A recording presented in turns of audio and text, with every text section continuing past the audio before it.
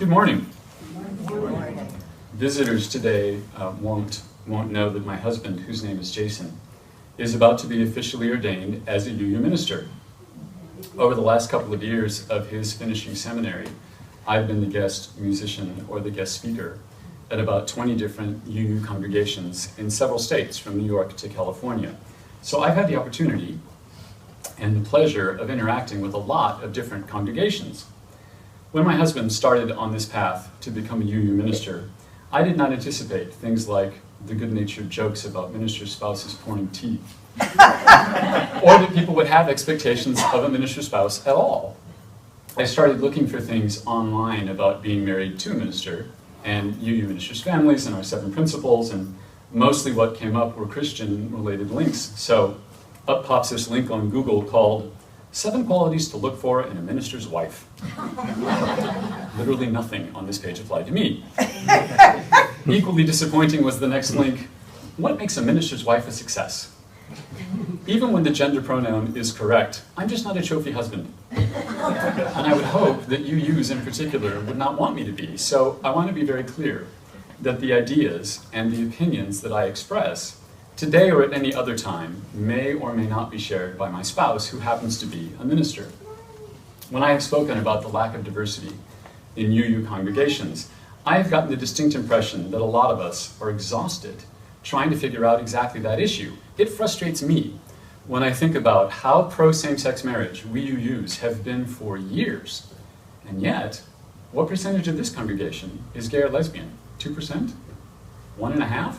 When you work the actual numbers, it's shockingly small, considering how truly pro-equality for everyone we are. I'm a bilingual Hispanic male who is married to a man, and I don't know what more we could do. But I think about UU lack of diversity all the time. I've been wondering if we've been looking at the whole thing the wrong way, and are maybe asking the wrong questions to begin with. During the civil rights marches of the 1960s, Unitarian Universalists and their friends were injured and died in those marches and demonstrations. And that wasn't that long ago. We have seniors in our larger community who participated in those events. Imagine someone in this congregation dying in a civil rights demonstration. You don't forget that, or get over that anytime soon. I suspect that a lingering effect of those violent times is that today, when we UUs frame discussions about diversity, we tend to emphasize race and ethnicity more than any other aspects of diversity. When I was getting my MBA, I had a very interesting assignment in one of my business school classes. We were each required to interview someone who was not our own gender and not our own race about that other person's work experience and career. Immediately, several of the white men in this MBA program realized that they didn't work with anyone who was both not white and not a man that they could talk to. So they had to find people in other venues to interview.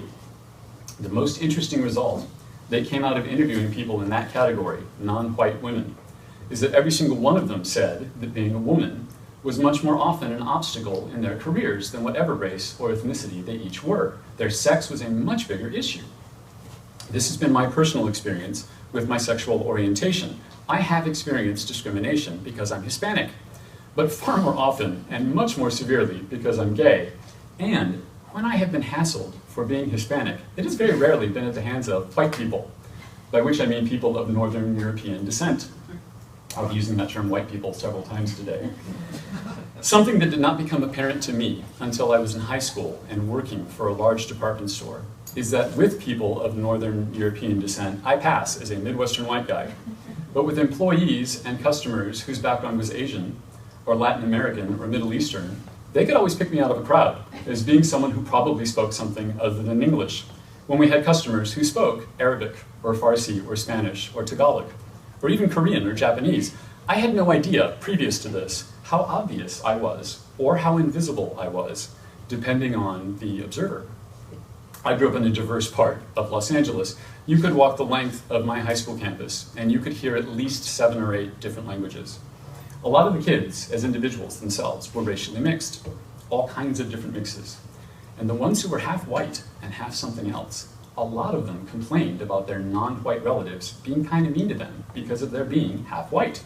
And never the other way around. Their white relatives either didn't care or were, for whatever reason, inhibited against being kind of mean to their own grandchild, or niece, or cousin, or whatever. It's an aspect of racism that you can see a lot of here in California, but almost nobody talks about it, even though race continues to be a huge problem in America.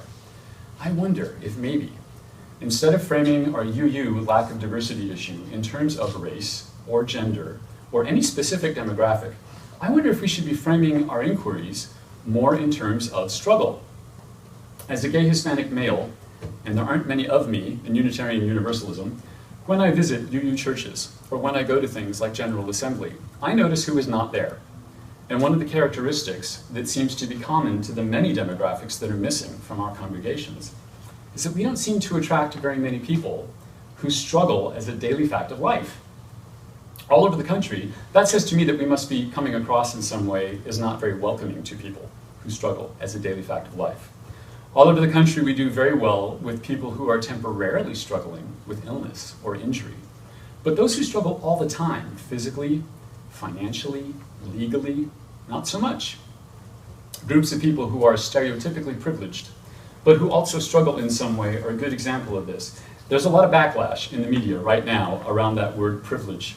People with less privilege hammering that term at people with more privilege, who deny that they have privilege at all. I'm saying less and more privilege because, in my experience, it is the rare American who is truly without privilege. I grew up in poverty. I occasionally went without eating as a child, waiting for my mother to get paid. It was never more than one full day that there was no food at all in our house, but that's rare for American children. I think that privilege occurs on a spectrum. As difficult as my childhood occasionally was, there were alternative forms of struggle that to me would have been far worse, even if we had been wealthy. What I've seen in our beloved community is an unfortunate tendency to focus in on people's privilege without talking to them about the rest of their lives. And I can't help but wonder if the blanket statements that we sometimes make about privilege, I would even go as far as to say it's a blanket attitude that we have about privilege. I can't help but wonder if that's not at least partially why there just aren't a lot of people in our congregations who are physically disabled, or who are unemployed, or who struggle in an ongoing way. I have observed that those who deal with ongoing struggle can sometimes feel a little invisible in a UU setting. I have felt invisible in our larger UU community, though definitely not in this congregation. I want to tell you a little bit about my personal experience with privilege as a tall, able-bodied man with a British last name, a master's degree, a good job, a great marriage, and a strong church community. I have told my spouse that I will follow him to whatever congregation calls him to be their minister. My only requirement is that we remain legally married. Because it turns out that the majority of UU churches in America are located in states where Jason and I are just roommates. Practical open minister positions for people like my spouse are few and far between. The reason that his prospects are so limited is because he's married to me. We've been together almost 20 years now, and it has been a long, hard battle for us to be legally married for just the last 5.5 years. There is no way that I'm going back to being just roommates. So that greatly narrows the job search field for my husband. Right after I finished graduate school, I got a new, much better paying job. They were eager to hire me, and I was eager to work there. When I was filling out the new hire paperwork, I asked for domestic partnership forms to get health insurance for Jason, like we'd had at my previous job. We couldn't even get married back then. We could only be domestically partnered. And they told me that they did not offer domestic partnership benefits at all. And then a few days later, I was fired, out of the blue. When I asked why, their response, and this is a word-for-word quote because I will never forget it, their response was a very prim, "Your values are just too different than ours." We came really close to losing our home when I lost that job.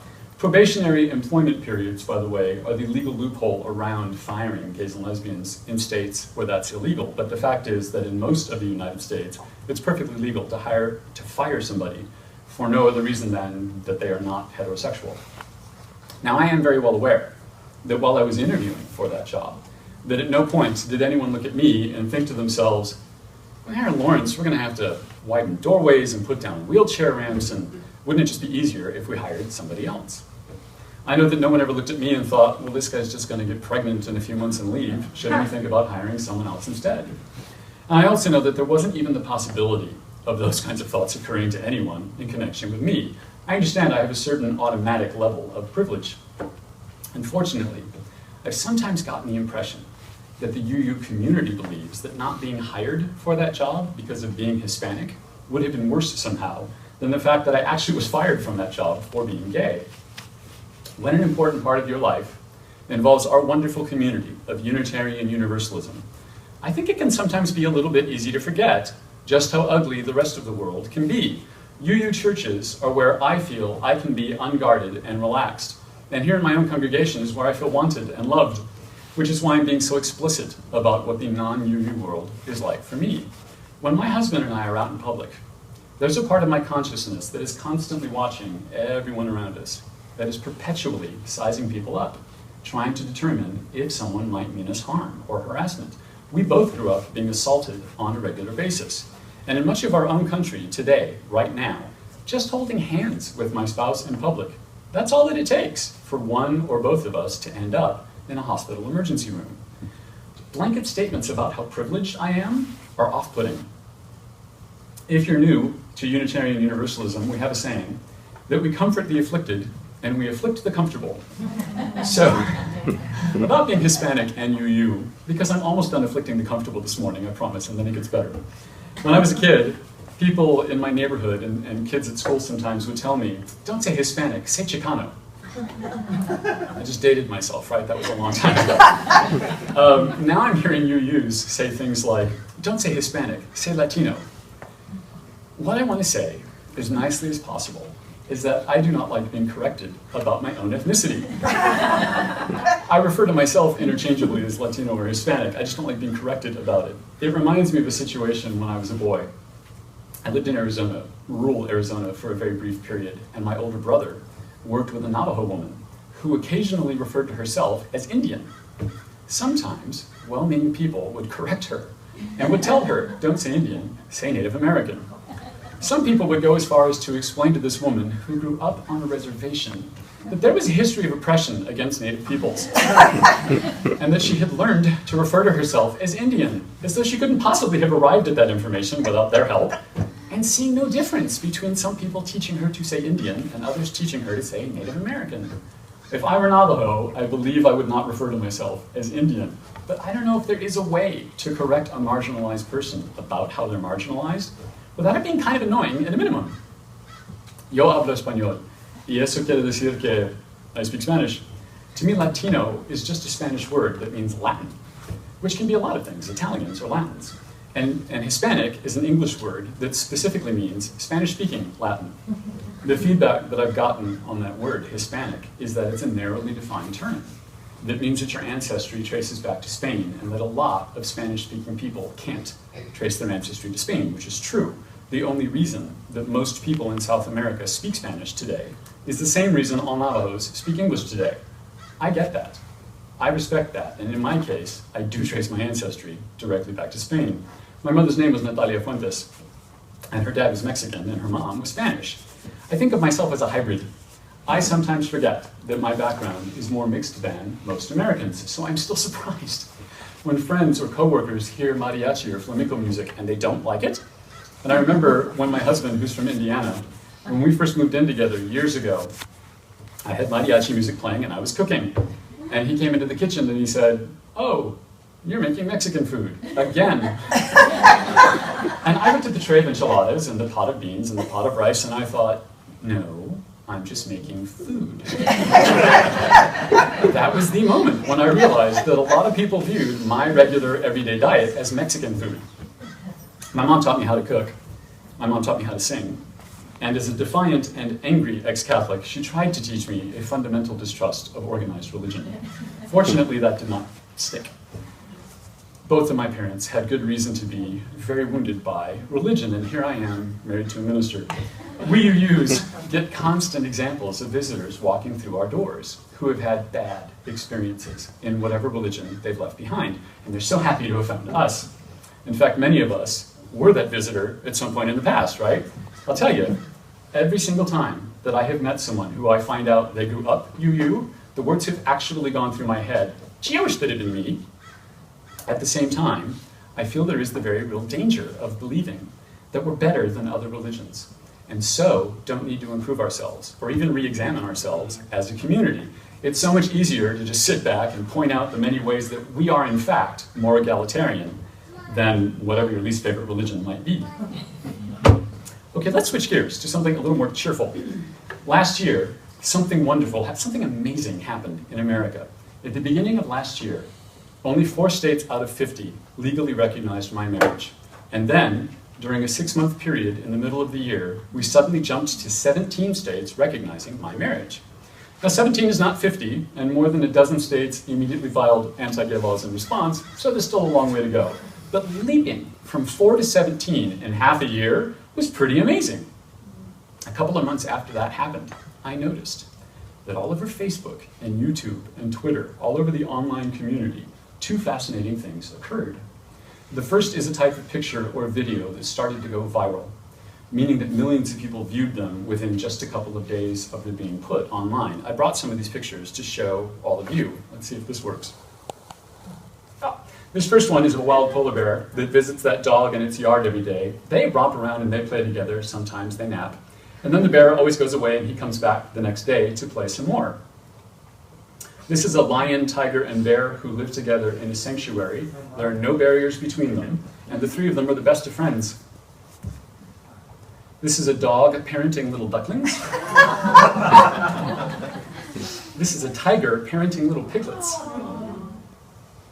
Just a couple of months after America made the leap from 4 states to 17 states recognizing my marriage, hundreds of these kinds of pictures and videos started to appear online.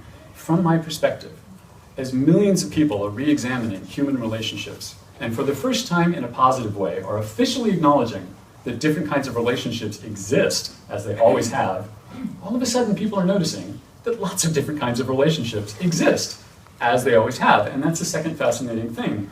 This first shot of the wild polar bear and the dog, that was taken back in the 1990s. When the photographer tried to sell the footage, nobody would buy it. The only thing he got for that was criticized for staging the whole thing and recklessly endangering that poor little dog's life. That was America 20 years ago. That's how most people saw that. Show the same thing to people today, and it goes viral. It's a very encouraging time of change that we're all living in right now.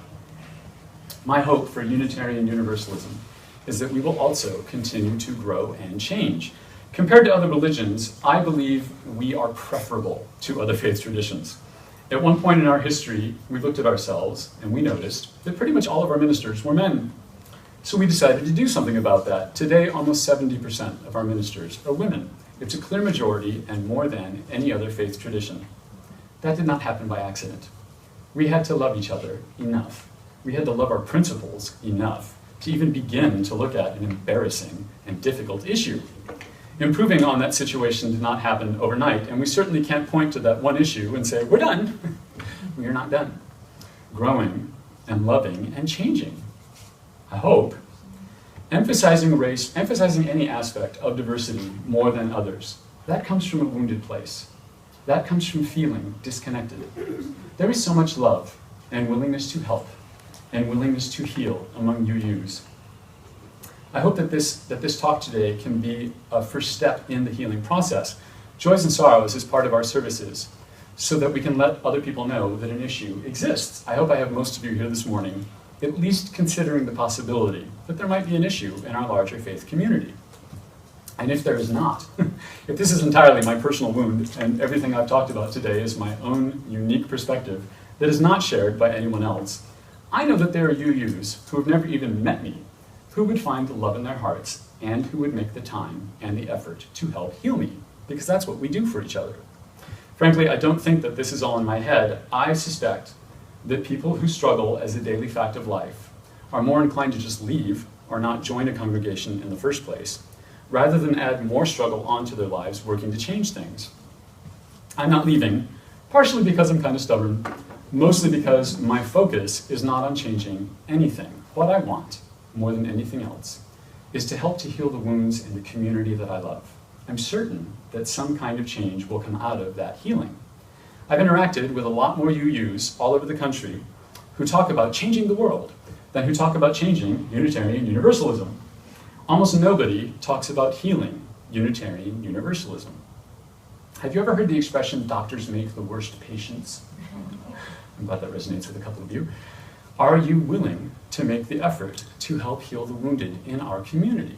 Before you answer that, keep in mind that that need for healing often presents itself in the form of offensive behavior. That's partially why people leave or don't join in the first place. I know for me, personally, when someone is offensive, my default innate response is not to think, oh, you're being a jerk because you're hurting somewhere. How can I help?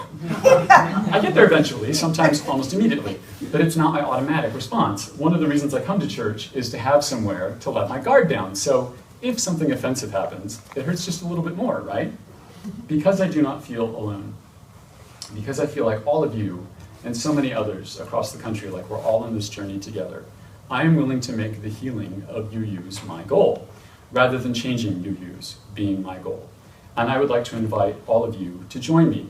If you feel comfortable doing so, I would ask that you say with me the words that I hope are about to appear on the screen. There we go. I am willing. I am willing to heal others. I am willing to be healed. I am willing to see what change comes out of healing, and I draw the strength to do this from all of you. I am willing. Shalom. Amen. Namaste. And blessed be.